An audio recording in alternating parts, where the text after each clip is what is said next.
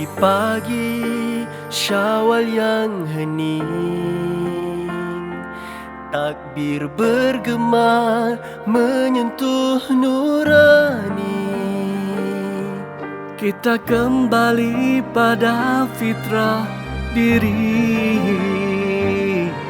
menganyam syukur di Aidilfitri. Lebaran hadir membawa cahaya, menghapus duka, meleraikan lara. Segala khilaf kita buka bicara, dalam pelukan kata kemaafan tulus terasa. Sucikan hati dari dendam semalam yang pendam dalam diam. Maafkan segalanya di Syawal ini.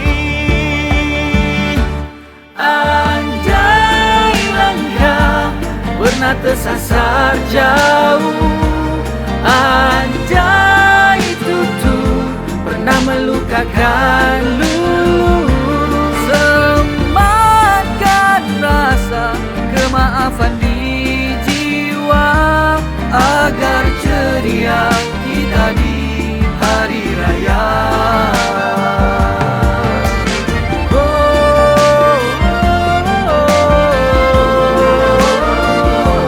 Kita raih bersama di Lebaran ini.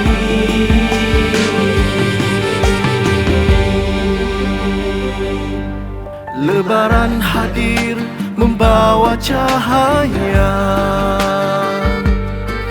menghapus duka, meleraikan lara. Segala khilaf kita buka bicara,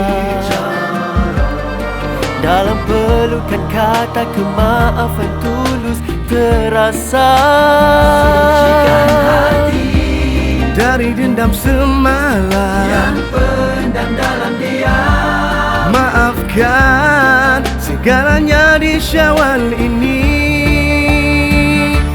Andai langkah pernah tersasar jauh, andai tutur pernah melukakan lulu, sematkan rasa kemaafan di jiwa, agar ceria kita di hari raya.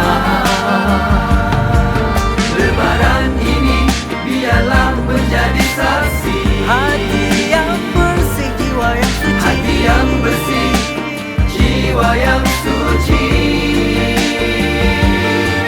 Leburkan sengketa yang bersarang di hati,